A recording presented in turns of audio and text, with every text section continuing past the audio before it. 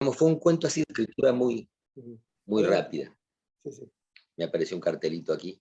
Sí, que Sí, lo yo estamos conozco. grabando para los Sí. que no pudieron asistir hoy. Perfecto. Ah. Así que lo escribí muy rápido. Y para mí tiene un costado un poco de mezcla entre lo realista, la vida del personaje, el estudio ¿No de es la tu vida? medicina. ¿Es tu ¿Cómo? vida? ¿Es biográfico? No. Quizás tomé algunos elementos Ah. de la vida de mis padres. Yo soy hijo de médicos, mis padres eran médicos los dos, y entonces el mundo, digamos, de los libros de medicina era algo familiar para mí, ¿no?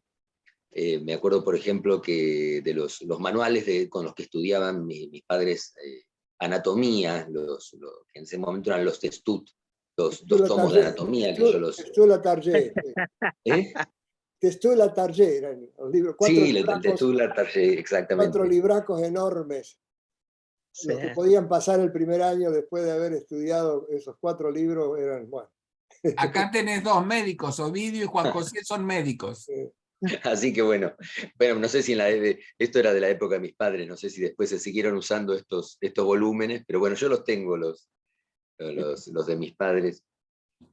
Entonces un poco el ambiente, tomé un poco algunos elementos de por ahí, y después también algún recuerdo, por ejemplo, yo cuando fui a la universidad, yo estudié letras, había examen de ingreso, ¿no? Entonces ubiqué al personaje en el mundo del examen de ingreso, ¿no? Que era como se entraba en la universidad en esa época, después ya no, ahora hay otro sistema de ingreso.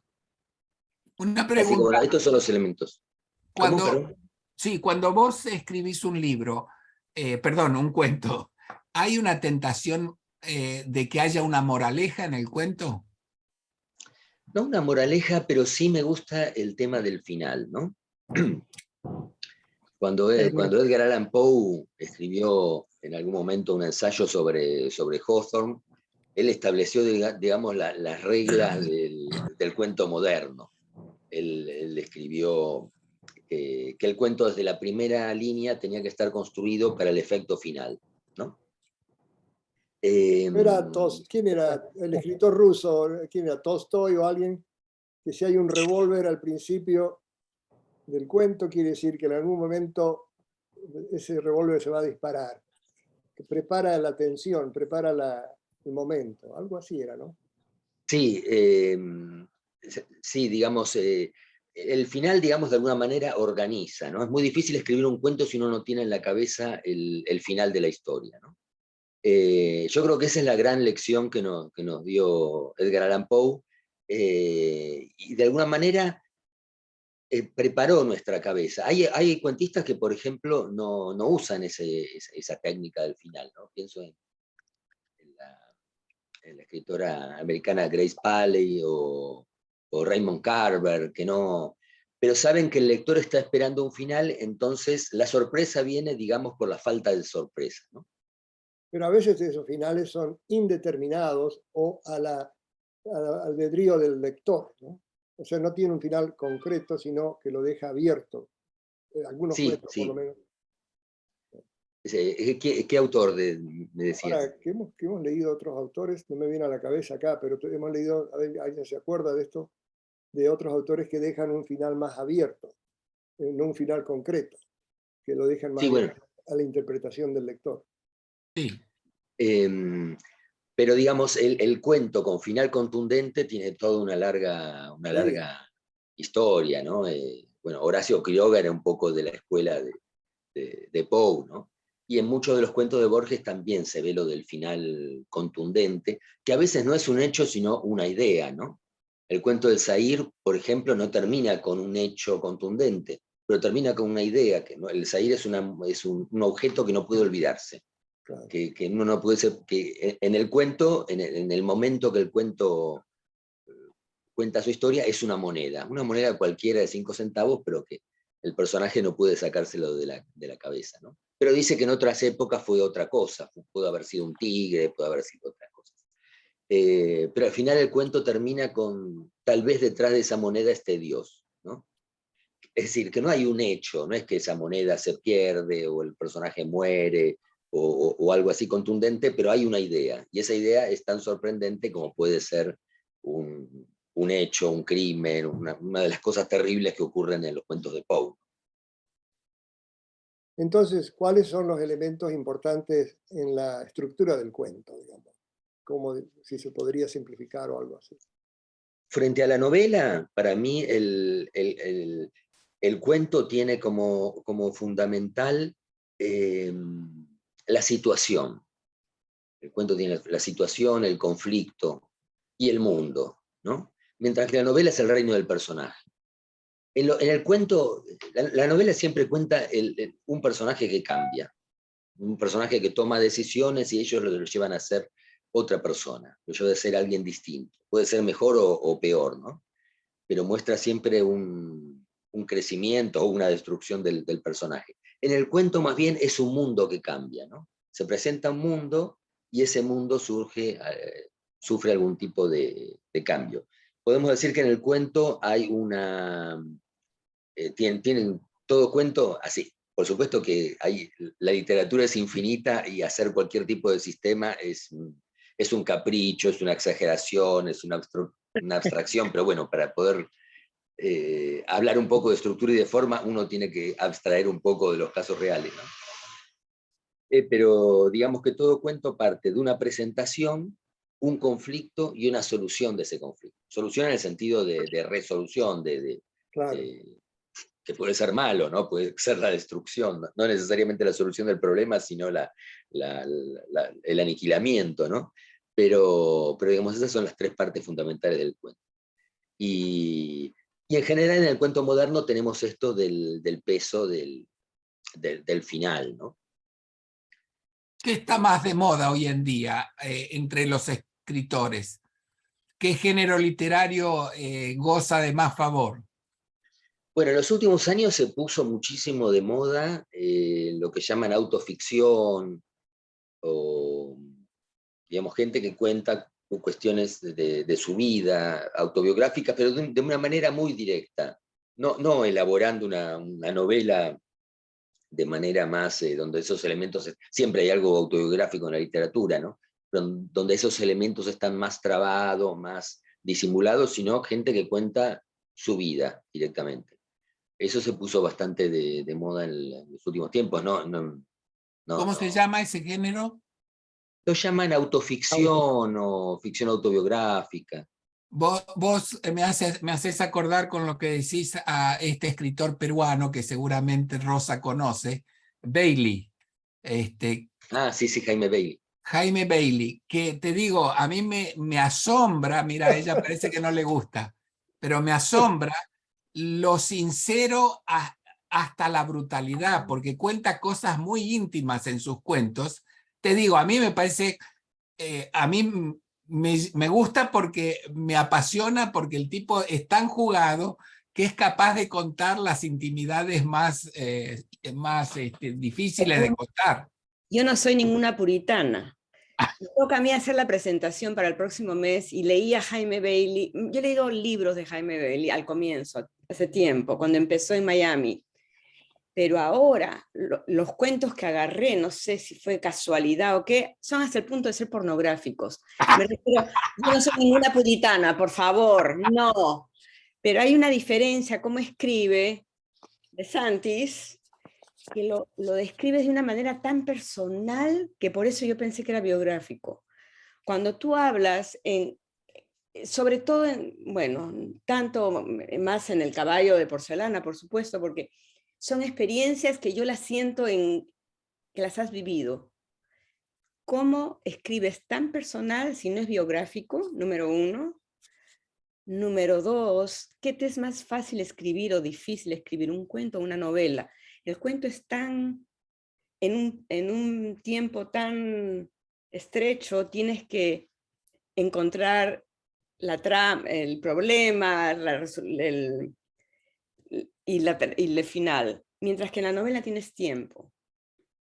Sí, es cierto. El cuento siempre tiene una especie de ansia de perfección, que no tiene la novela, ¿no? El cuento tiene que tener algo de perfección, tiene que ser algo Es decir, una novela la leemos en distintos momentos, ¿no? La leemos, no sé, en casa, en un café, donde estemos, haciendo gimnasia, como vos contabas, Rosa, pero digamos, son distintos momentos que la podemos leer, ¿no? Es una lectura más heterogénea la de la novela. Es como si a lo largo de una novela fuéramos reuniendo pedacitos de nuestra vida, esos pedacitos en los que estuvimos leyendo, a veces con mucha atención, a veces estamos muy atentos a la novela, otras veces estamos medio distraídos y si alguien nos pregunta qué estamos leyendo, medio nos perdemos. Entonces la imperfección es propia de la novela, la distracción, digamos, es propia de la novela. Uno tiene muchos elementos y puede volver a esos. El cuento no tiene que tener fallas. En ese sentido es más difícil Sin técnicamente. embargo, perdón que interrumpa, sin embargo, yo recuerdo un libro tuyo, La Sexta Lámpara, donde me encantó la posibilidad, que creo que te escuché en televisión comentarlo, de haber escrito una novela donde cada capítulo cierra como un cuento, habías dicho. Y me pareció fantástico, me pareció que se pueda contar así. A mí me deslumbró eso. No sé si tiene sus características especiales esa novela o entra dentro de la descripción que hiciste. No, esa no. Bueno, me alegra mucho que hayas leído esa novela, que creo que fuiste el único que la leyó. Me apasionó. La tuve que comprar de nuevo porque presté un libro que, como se ofenden, nunca vuelven. Me Pero apasionó esa. ese es un libro escrito como 100 capítulos breves Sí, y que tienen algo sí, de cuento cada capitulito, ¿no? Es el único libro en el que yo lo escribí así, de esa manera, un poco porque era el tema de la arquitectura, entonces me imaginaba un edificio de 100 pisos, como la novela, como si fuera un edificio, y bueno, una maravilla. qué bueno que Mira, te gustó ese libro. mira, Pablo, te quiero decir que acaba de entrar Isaac. Isaac, Isaac había dicho que no iba a poder estar hoy y mira el entusiasmo que generás, que Isaac está en la cama, Isaac, ¿qué está? No se escucha. no se te escucha. No No se se te escucha. escucha. Poné el audio. Sí, estoy en un sillón reclinable, Bueno. Mira relajándome qué un cómodo. poco. Mejor. ¿Estás bien o Y qué? lo puse en mudo porque los chicos están corriendo por ahí. Bueno, Otro doctor, este es otro doctor, ya tenemos Otro, tres. tres, muy bien. Isaac es de Buenos Aires, sí, él vive acá en los Estados Unidos. Ok, una pregunta. Empezaste por lo que vemos, con historietas, y de ahí a la literatura. ¿Cómo fue ese paso? En realidad, digamos, empecé a escribir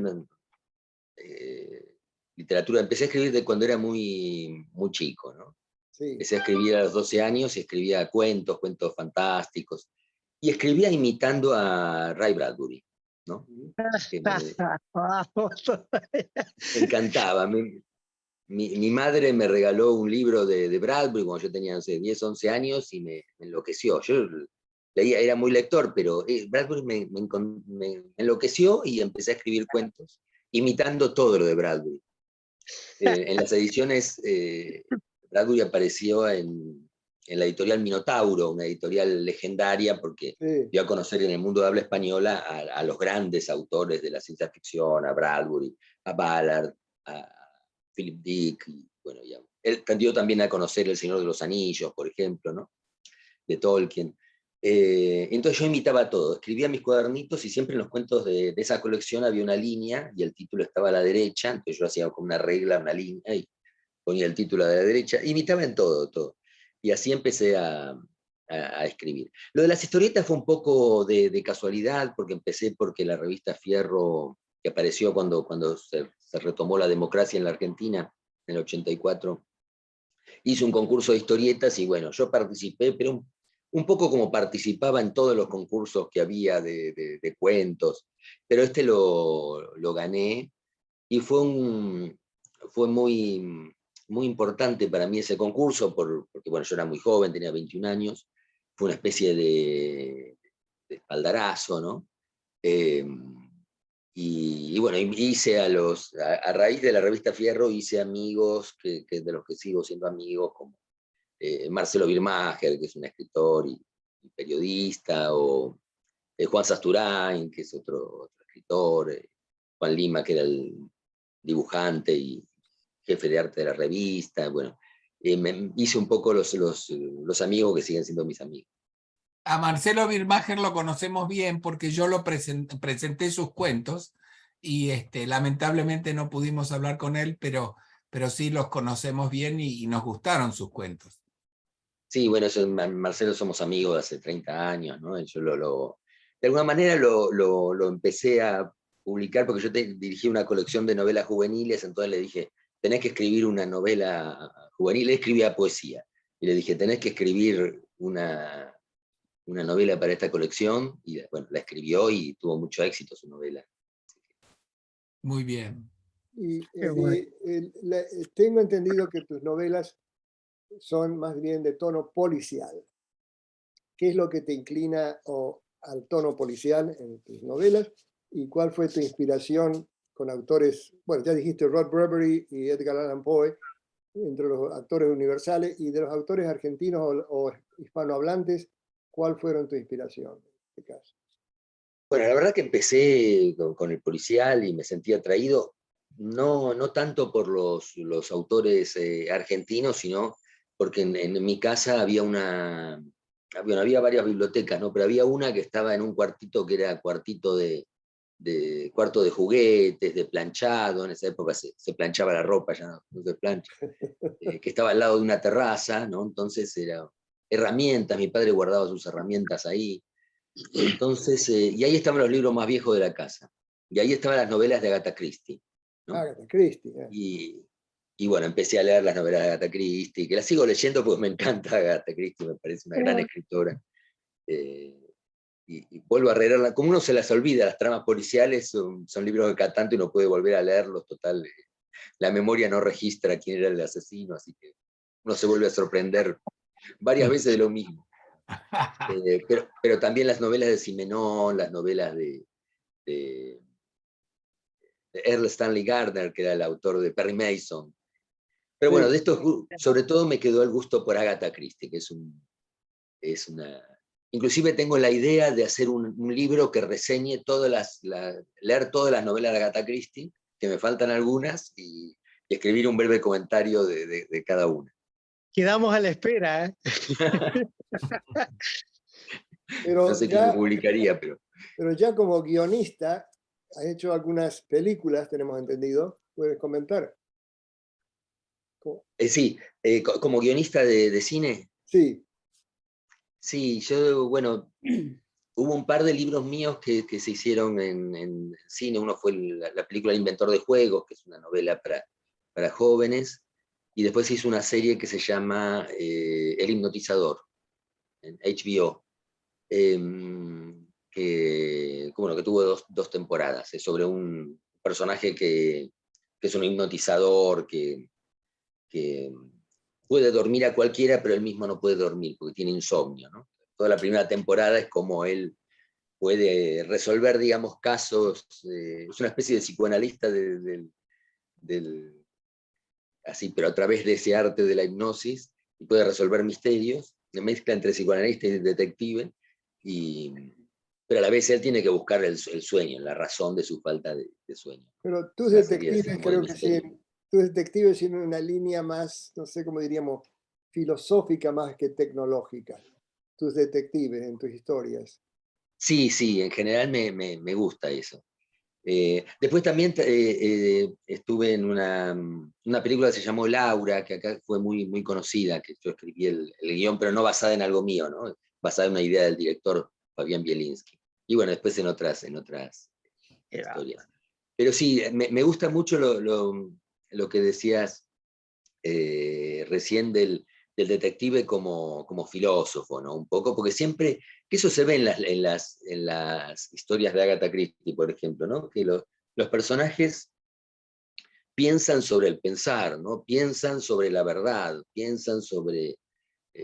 y tiene además, la novela policial tiene el diálogo, que es algo propio de los textos que se conservan de Platón, ¿no? El diálogo platónico entre alguien que tiene el método y alguien que no lo tiene, ¿no? Eso se ve en las charlas entre el teniente Hastings, que es el que siempre acompaña a Poirot, y Poirot, ¿no? Hay siempre una... Es como si el detective además tuviera la misión de enseñarle al que no sabe, que es el pobre Hastings, que no termina de aprender nunca. Y es una especie de lección interminable que da a través de los años. ¿Es comparable con Sherlock Holmes y Watson? Sí, también con Sherlock Holmes y Watson. Y eso ya está en el personaje de Poe, ¿no? En Dupin, el detective de Poe, que aparece en 3 cuentos, tiene como contraparte a un narrador que no sabemos el nombre, pero que es el que cuenta las historias de Dupin, ¿no? Y conversan entre los dos. A mí siempre me gustó ese diálogo que hay entre estos personajes. Un contrapunto. Un contrapunto, sí, que lo hace muy bien. Bueno, para mí Conan Doyle lo hace mucho mejor que Poe, ¿no? Los cuentos de Poe policiales, la idea es genial, la idea de Poe de inventar el género policial, pero los cuentos para mí son muy superiores a sus cuentos de horror que sus cuentos policiales. Pero bueno, eso llega a la plenitud con Sherlock Holmes, que lo hace con tanta simpatía, ¿no? Conan Doyle, la amistad entre Watson y Sherlock Holmes. Rolando, estás muy callado, ¿qué opinás? Yo no pude No, leer los El otro Rolando, a ver. cuentos. No El pude Rolando leer los- nuestro, perdón, el Ah, Rolando el nuestro. El otro Rolando, perdón, Me- perdón, mil disculpas. Rolando Sáez. Estoy escuchando con mucha atención. Me encantan todos los comentarios que ustedes hacen y también muchísimas gracias por estar con nosotros. Eso nos ilumbra nuestro camino a conocer los cuentos. Muchas gracias. Sigan adelante. Y Paola, ¿nos escuchas? No, Paola no pudo entrar porque tuvo que ir al doctor, o sea que Aquí no estoy. pudo entrar. ¿está ahí? Estás aquí. Llegué, Qué bien. llegué. Sí, Qué bien. disculpe, tuve una cita que no pude posponer, pero estoy en el auto manejando, llegando ya a la casa. Bueno. Y sí, bueno, agradecida por esta iniciativa de siempre invitar a los autores. Para mí es fantástica, es una idea genial tenerlos, porque además de leer sus arte, es también conocerlos. Bueno, en este caso vía Zoom, pero me encanta. Y escuchando, yo estoy favorecida porque soy peruana y no tengo mucha referencia de autores argentinos. Así que con ustedes estoy aprendiendo. Gracias. Gracias. Comentamos para los que llegaron un poquito tarde que nuestro autor De Santis, Pablo De Santis, quizás venga a Miami a la Feria del Libro en noviembre. Y lo hemos invitado que se acerque a Orlando si eso se materializa, ¿no? Así que estamos a la espera de eso, ¿no? Además, tu apellido te va a abrir muchas puertas aquí, porque el gobernador se llama De Santis. Sí. Lo veo siempre en las noticias. Sí, Lo escriben juntos, De Santis como, digamos, sin espacio, ¿no? Pero sí, es el mismo apellido. el D es con mayúsculo o minúsculo, lo he visto de las dos formas en tu caso. No, pero en realidad es como los apellidos italianos en general se escriben todos con mayúscula, mientras que los apellidos españoles que tienen D se escriben en general con minúscula. Pero como este es italiano, Tuyo es D con aunque mayúscula. siempre me lo escriben con minúscula el apellido, pero inclusive en la tapa de alguno de mis libros apareció con minúscula, pero en realidad es con mayúscula. Okay. Ahora Rolando de la pullover rojo, a ver. ¿Qué quería decir? No, la verdad es que lo que más me interesaría es poder quedar de alguna forma en contacto con Pablo De Santis, digamos, algún mail, alguna forma de poder hacerle llegar algo o consultarle algo. Te lo mandamos si Pablo no se ofende. Sí, claro. Te mandamos el... Si Claro, no hay Eduardo tiene mis datos y... Pero me encantaría. Y no, comentarte que yo leí 4 o 5 libros tuyos. Creo que uno fue robado porque en realidad se lo compró un nieto porque en la escuela lo daban. Creo que era el inventor de juegos, algo así. Sí. Y yo lo leí un poco de robado antes de entregarlo, no lo leí completo, pero después otro que me gustó mucho es Filosofía y Letras, me encantó, me causó mucha gracia por la descripción de digamos, no lineal, sino una descripción lateral de la Facultad de Filosofía y Letras de Buenos Aires, creo que, ¿no? Sí, sí, es un poco exagerado, ¿no? Pero es una novela Está- policial, pero es ambientada en el mundo de fantástico. los críticos literarios, sí.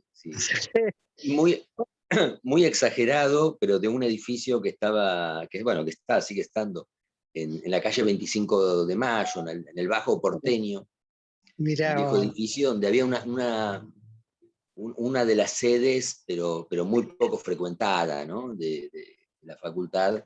Y una vez, cuando era muy joven, acabé de entrar a la facultad, no sé por qué fui a ese edificio, no me acuerdo por qué, y abrí una puerta y vi que había en un aula una cantidad infinita como de viejas monografías y carpetas, pero hasta el techo realmente, y todo con humedad, y bueno, un poco en base a eso me imaginé todo un edificio así, Eh, un poco yo kafkiano y laberíntico.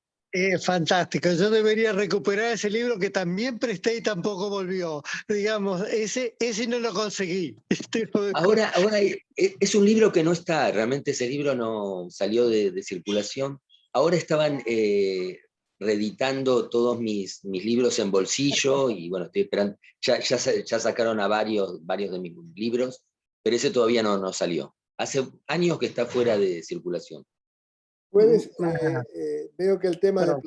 tema de Platón y filosofía te interesa mucho. Hay yo sé o sabemos que hay una conexión familiar, si quieres comentar sobre esto.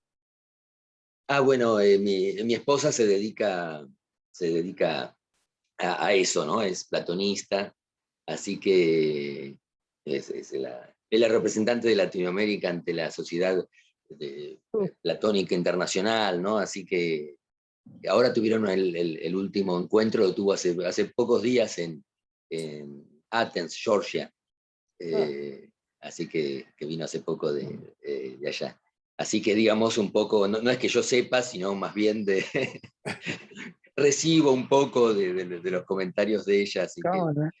es un poco mi conocimiento es de segunda mano. Ella es la que sabe, que ha traducido a Platón y todo eso. ella lo ha Pablo, traducido a Platón, qué bien. Sí, ha traducido algunos diálogos de Platón. Ah, Rosa, adelante. tenía curiosidad de saber de tu formación. Fuiste a estudiar, estudiaste letras en la universidad y de ahí, de cómo decidiste dejar el mundo y escribir. claro, el mundo. No sé, Es estar en tu mundo. Bueno, yo tenía una especie de doble vida, tuve que salir a trabajar cuando era muy joven, a los 19 años. Yo tenía una especie de vida, quería hacer la facultad, pero a la vez, bueno, tenía que salir a trabajar y trabajaba en el periodismo, ¿no? En redacciones. Y trabajaba en una revista que se llamaba Radiolandia, que se dedicaba, una revista que ya en ese momento ya era una revista muy vieja y hasta anticuada, y se dedicaba un poco al mundo de De lo la que llamamos aquí farándula. la farándula, sí.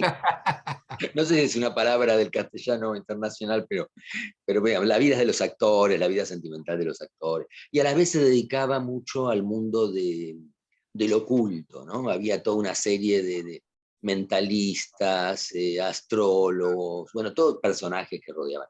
Además, en esa época las redacciones eran lugares donde pasaba mucha gente. Ahora las redacciones están, o sea, hace poco fui a la redacción de Clarín, son desiertos, ¿no? La gente está en la casa, a veces va, a veces no va, son desiertos. Pero en ese momento eran lugares donde eran muy atractivos, ¿no? Pues caía todo el tiempo gente a tratar de que le hicieran notas sobre cosas diversas. Así que un poco yo tenía como las dos, la cosa de la facultad académica y por otra parte el mundo ese del periodismo, de salir a hacer notas todo el tiempo. que me resultaba también muy, muy atractivo y que tuvo mucho peso en las cosas que yo escribí, ¿no? Por el contacto con todos esos personajes un poco estrafalarios. Qué genial. Isaac está levantando la mano, Isaac. No, Juan José quiere hablar. Juan José. Dale, Juan, no te Ahí, escuchamos. no, ya estaba abriendo el micrófono. Saludos, Pablo. No, es que creo que se quedó a medio camino el desarrollo de la idea de cómo se concibe en la mente de un escritor un cuento como El caballo de porcelana. Me deja la sensación de que no terminamos ahí. Bueno, uno un poco parte en ese cuento en particular, es un cuento un poco a contramano de lo que para mí es un cuento, porque un cuento tiene que estar muy, muy concentrado en un elemento. Acá se me había ocurrido el tema de la valija, que es algo que siempre las valijas aparecen mucho en mis cuentos, no sé por qué, tal vez porque una valija es un poco, cuando nos vamos de viaje y ponemos las cosas en nuestra valija, es una especie de resumen de la identidad de cada uno, ¿no? Uno pone la ropa que necesita, lo cual allá habla de uno, qué zapatos, los libros que uno lee, bueno, todo ese tipo de cosas que, a lo mejor una libreta de anotaciones, es un poco una definición, es nuestro mundo portátil, ¿no? Una valija, una maleta. Entonces acá tenía un cuento donde tenía esta valija que tenía distintos objetos, ¿no? Que es como lo contrario a lo que es un cuento que necesita esa especie de concentración, ¿no? Entonces, bueno, necesitamos un final que de alguna manera volviera a unir los cuentos de la valija, ¿no? Es como si el cuento se abriera en muchos objetos, se abre la valija, los objetos se dispersan y después vuelven a la valija, ¿no? En realidad nunca salieron de la valija, ¿no? Porque todo era una construcción verbal, ¿no? Una construcción del tío para ayudar al sobrino un poco en reemplazo del padre ausente, ¿no? Es como ese lugar que tomó el tío en lugar del padre, ¿no? Pero bueno, así fue cuando quise tomar un momento digamos, una escena que puede ser real y un poco lo más imaginario aparecía por las historias de todos estos objetos, que es algo bastante fuera del mundo real, ¿no? La historia de cada una de estas cosas y el dinero que se consigue a cambio. ¿Se puede decir hoy en día que el cuento es el género literario que prima debido a que nuestra vida se ha acelerado y hoy en día la atención de la gente es muy reducida y por las redes sociales y demás? Yo no sé, yo creo que el cuento es, por ejemplo, es más difícil publicar un libro de cuentos que una novela. Bastante más difícil. Porque las novelas se venden más. Ah.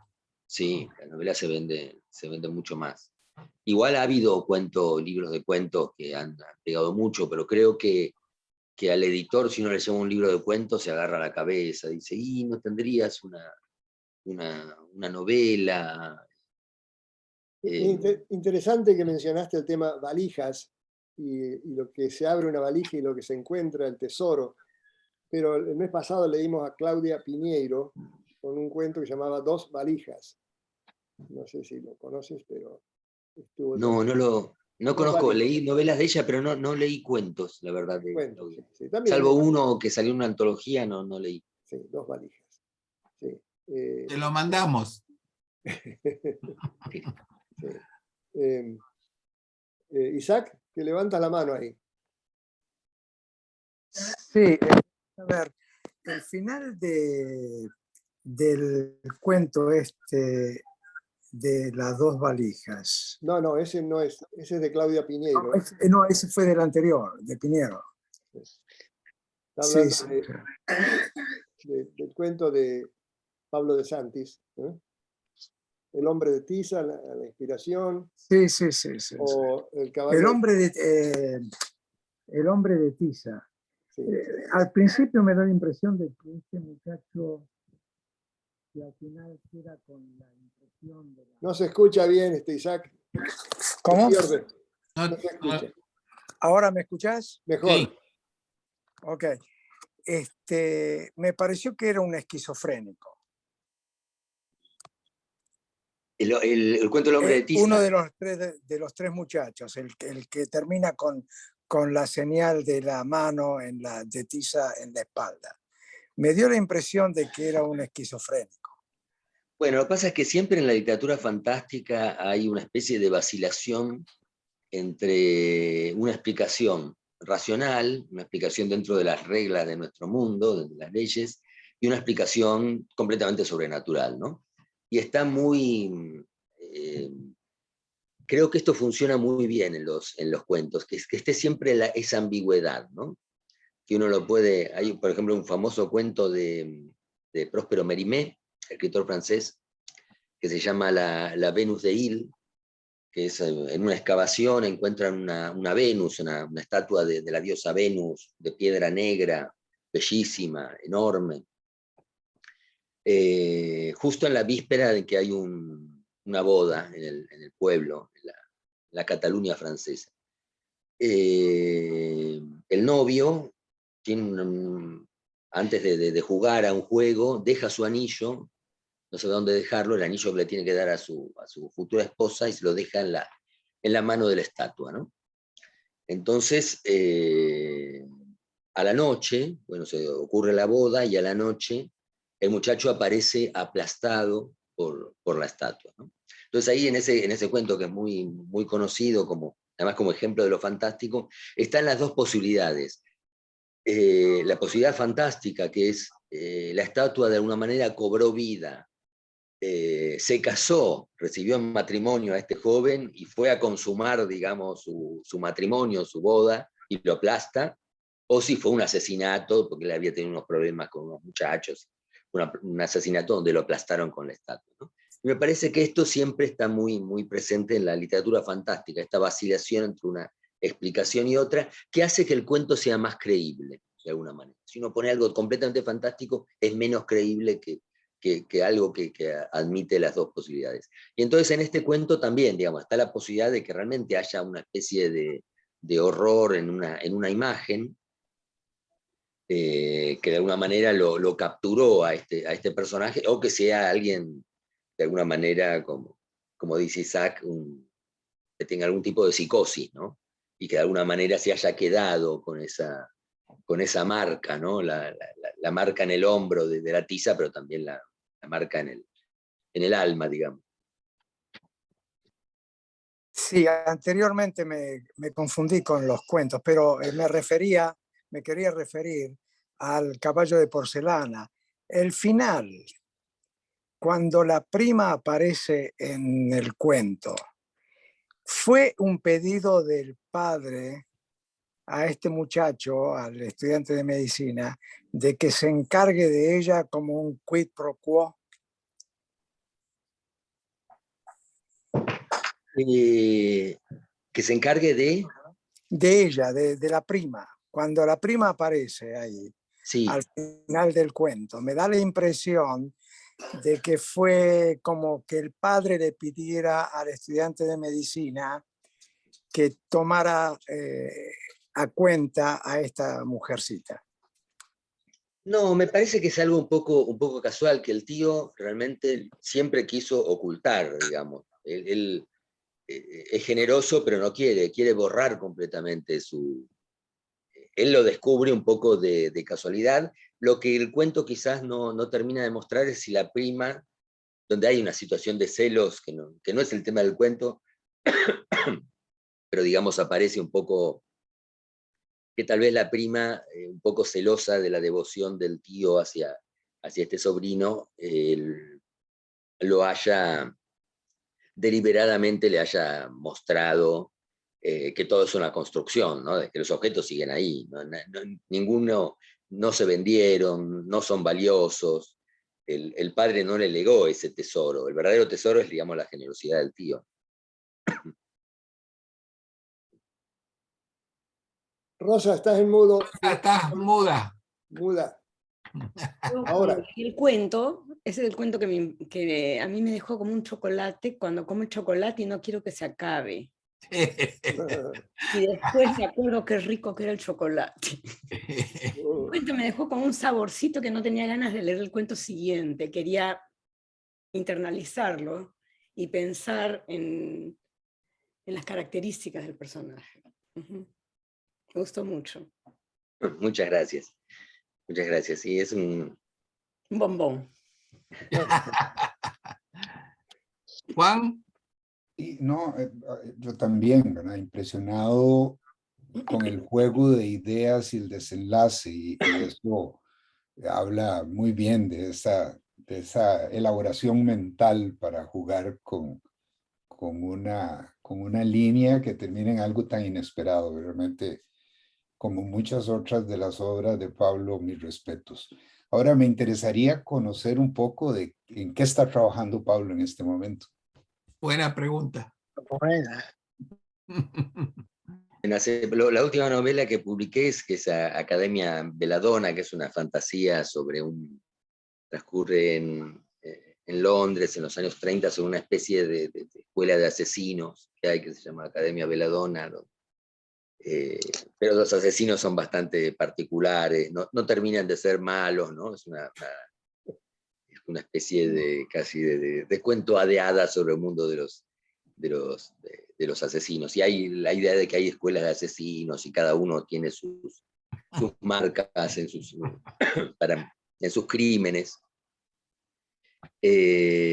Guardan todos sus casos en una especie de gran mueble gigantesco con forma de zígurat, es decir, la forma de torre babilónica, de la torre que se supone que era la torre de Babel, ¿no? Bueno, toda una serie de fantasías, y es una novela que está vagamente vinculada a otras dos novelas mías, que son El enigma de París y Crímenes y Jardines, porque en las dos aparecen una especie de círculo de detectives que se llama Los 12 detectives, que son una especie más parecen caballeros andantes como detectives que detectives reales. Esa fue mi última novela. Nos interesaría mucho poder leerla, así que cuando puedan nos envían la información a ver cómo obtener particularmente la última, ¿no? La Academia Belladonna. Sí. Pablo, yo te quería hacer una pregunta que surgió del taller de escritura que hicimos con Juan José, y él hizo una observación muy interesante, y es que al principio él esperaba que, digamos, que el curso estuviera orientado más que nada a la forma de escribir. En cambio, notamos que vos privilegiabas el tema del fondo del escrito, de las ideas. Entonces, la pregunta que yo te hago es, ¿qué relación hay entre el fondo y la forma? Porque en realidad cuando nosotros juzgamos un cuento siempre estamos hablando del fondo. La forma a veces resulta, digamos, secundaria. ¿Cuál es tu opinión al respecto? Sí, yo creo que yo creo que hay dos maneras de encarar un poco la escritura, como se llama ahora, la escritura creativa, ¿no? Cuando uno da clases. Una es un poco estimular la invención, ¿no? Que eso me parece muy, muy importante, y además me resulta muy atractivo para mí, estimular la invención, entonces dar consignas. Lo otro es algo que es más bien que en los últimos años recibió la palabra de clínica, ¿no? Clínica de obra. Alguien trae una novela y uno va corrigiendo párrafo por párrafo. Eso a mí no me resulta tan atractivo, digamos. Corregir la escritura, salvo cosas muy generales que a veces lo hago. Entonces me gusta mucho más este tema de estimular la invención, ¿no? A mí me resulta más atractivo. Otros escritores, cuando dan clase, les gusta más lo otro, ¿no? Así que por eso me ocupaba más de dar ideas, y además que cada uno encuentre qué. Me gusta cuando los asistentes a un curso encuentran qué contar, ¿no? A veces algo de su vida, a veces algo que imaginaron. Eso me resulta muy, muy atractivo, y enfrentarme a esos, digamos, a esos mundos particulares de cada uno. Pero las dos cosas son importantes, ¿no? Es decir, hay escritores que realmente son grandes escritores y que son descuidados, han resultado descuidados y sin embargo han tenido un mundo imaginativo maravilloso, ¿no? Y otros escritores no, son estilistas refinados completamente, exactos. Yo, digamos, tiendo a corregir mucho y a digamos, a ser bastante obsesivo por el estilo. Pero no sé si no es porque en realidad soy un escritor distraído y si no me concentro demasiado en lo que hago, no, mis escritos estarían llenos de contradicciones y de errores, ¿no? Pero digamos, las dos cosas son importantes, ¿no? Pero yo creo que en alguien que empieza a escribir o que, digamos, o retoma la escritura, pienso que es lindo concentrarse en la invención, en qué voy a contar, más que si está bien puesto un adjetivo o no, pero eso también es importante. Muy bueno, muy bueno. ¿Cuál es el tiempo del día que te sentís más inspirado? ¿Al amanecer, al mediodía, a la tarde, a la noche? A mí me gusta la mañana, digamos, me gusta trabajar a las mañanas, me levanto temprano y me resultan muy productivas, ¿no? Digamos. Y a veces también a la tarde. Yo tengo como escritor, digamos, en cuanto a mis textos, tengo bastante tiempo libre y le puedo hacer, pero no tengo plazos, ¿no? Pero a veces he escrito guiones de cine, de televisión, o artículos periodísticos que también escribo, y ahí sí tengo plazos, y bueno, si no llego, tengo que trabajar también de noche, ¿no? Pero en general mi espacio es la mañana. Pero hablando de guiones y de películas, estas dos películas han sido transferidas del libro, la parte literaria, a la película.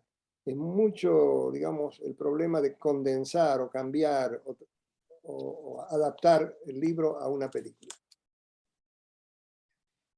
Bueno, lo que pasa es que la película funciona como un poco como un cuento, ¿no? Es decir, es algo que uno consume de una sola vez, ¿no? Entonces todos los elementos de una película tienen que estar mucho más trabados, ¿no? Mucho más.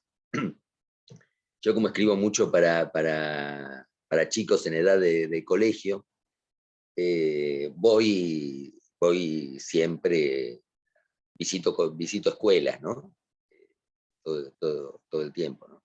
Sobre todo en la segunda mitad del año, entre agosto y noviembre, digamos, todas las semanas tengo uno o dos colegios que visitar. Y muchos la han leído mi novela El inventor de juegos y han visto la película, ¿no? Y siempre los chicos me critican, dicen, pero no, tal cosa falta y tal cosa está cambiada. Y quieren que yo hable mal del director, y yo digo, no, realmente él tenía una historia muy larga y la tuvo que condensar, y todos los elementos tienen que estar mucho más imbricados, mucho más enraizados que en una novela donde uno tiene otro tiempo, ¿no? Es otra la estructura del cine que la estructura de la novela. Así que siempre por eso me parece que hay cambios, y son cambios que son razonables, ¿no? Yo no he visto mal los cambios que han hecho, en este caso al inventor de juegos. Hablando de chicos, ¿cuál es la relación de tus hijos con tu obra literaria?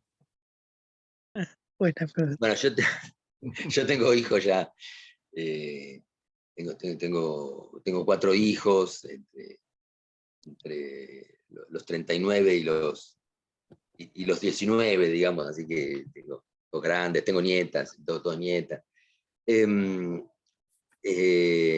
A todos lo han tenido que ver en la escuela. Cuando iban, en algún momento tuvieron que ver mis libros, salvo a mi hija menor, que conozco mucho a la gente de su escuela, y no la pusieron en la difícil situación de darle libros míos mientras ella iba, ¿no? Pero sí, han tenido que verlos en la escuela, y después algo los han leído fuera de la escuela. Me acuerdo siempre un comentario de uno de mis hijos del segundo, que me comentaba justo filosofía y letras, ¿no? Dice, al principio pensé, típica novela de papá, pero después me gustó, ¿no? Son tus peores críticos. Los peores, sí. Qué bueno. Decime una cosa, en tus escritos, ¿la situación política social argentina influye de alguna forma o tratás de apartarla completamente?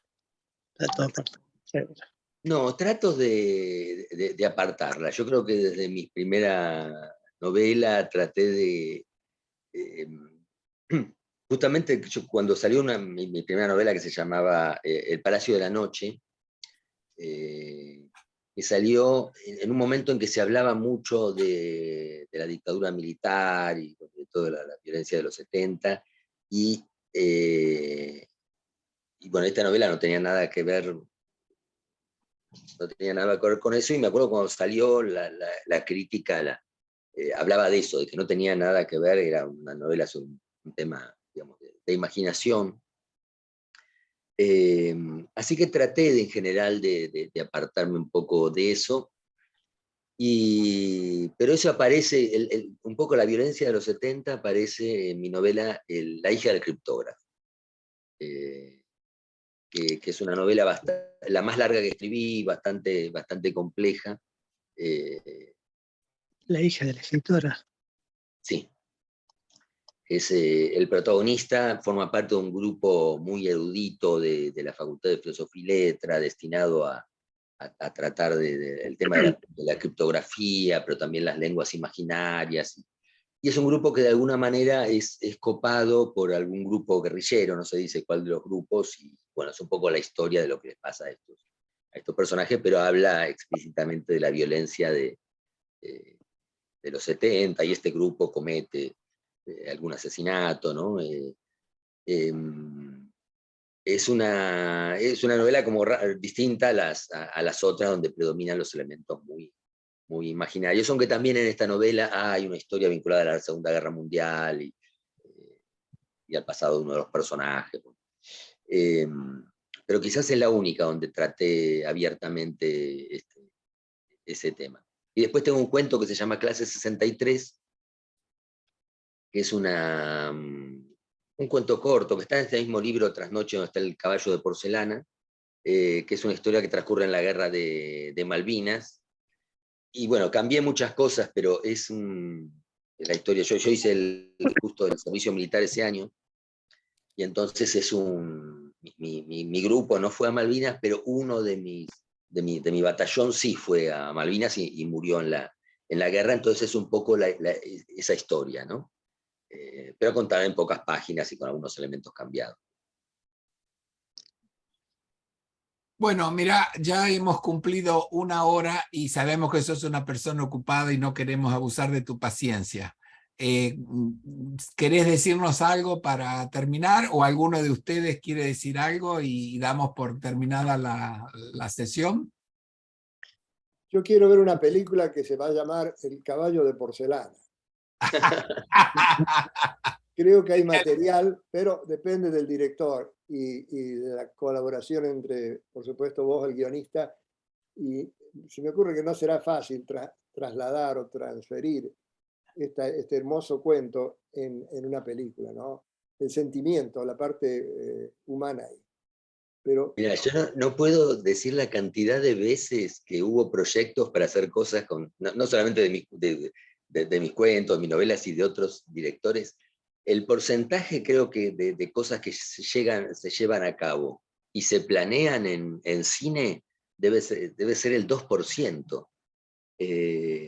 Porque, qué sé yo, de un montón de mis novelas hubo proyectos para hacer, pero siempre está la dificultad de conseguir a los productores y el dinero y todo, y todo eso, ¿no? Pero bueno, ojalá se hiciera.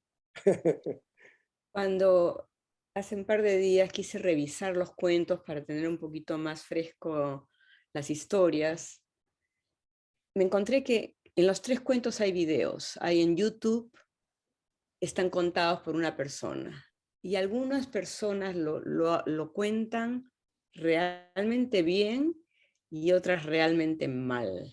sí, de acuerdo. ¿Tienes algún control de quién pone tus cuentos en YouTube, o No, Ah, ni siquiera sabía que estaban ahí. Sí, yo estoy Lo de que pasa es que acuerdo. son, hay algunos que realmente le ponen el tono y el sentimiento, y hay otros que lo leen como...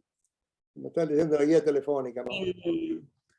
no, a veces he visto que voy a escuelas y ha hecho alguna presentación de los chicos actuando, alguna filmación.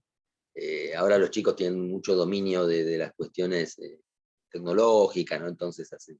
Pero no, nunca, no había visto. Ahora me voy a fijar a ver qué No, hay no en tienes YouTube. control, o sea que tú no puedes escoger quién pone la grabación, porque hay, como te digo, ¿no? No, eso es algo que Ya. YouTube hace, cada uno lo quiere, ¿no? Tenés que hacer como los candidatos acá en Estados Unidos que se presentan, dicen su nombre y dicen, yo apruebo este mensaje. O desapruebo este mensaje. Exacto. Me pondrían en situación. Pero igual la verdad que lo hagan bien o mal, yo sí me siento muy agradecido siempre cuando alguien quiere tomar alguno. Lo importante es que difunden tu cuento, ¿no? Aunque no lo hagan bien. Sí, a veces veo también que han circulado en internet copias de cuentos, a veces con errores de ortografía, que yo digo, quiero que no me los atribuyan. Son pirateados. Sí, Así le- pero bueno, Bueno, cuando lo hacen así con buena voluntad y qué sé yo. te queremos agradecer muchísimo, Pablo, tu buena voluntad. Fue muy interesante la charla. Estamos dispuestos a recibirte acá, así que vamos a hacer lo posible para ver si logramos traerte. Con mucho gusto. Muchísimas gracias, lo pasé genial conversando con ustedes, fue una gran alegría. Bueno, Y placer. espero verlos Muchas por acá gracias. también. Todo un honor. Chao. gracias. Hasta pronto. luego. Abrazos. Luego. Adiós. Gracias, Eduardo. Gracias, Ok. Bruno, por tu Sí, gracias Eduardo. esfuerzo Sí. acá. Muy bien, gracias. Hasta Adiós. pronto, Pablo. Bye, bye. Hasta Muy pronto. bien. Hasta Un luego. placer. Rolando también se despide, se tuvo que retirar por una Rolando. Ah, reunión. por otro Rolando, El perdón. otro Rolando. Sí, el otro Rolando. Pero muchas Bueno, gracias. Ok, Ok, gracias. bye. chao. Bye bye.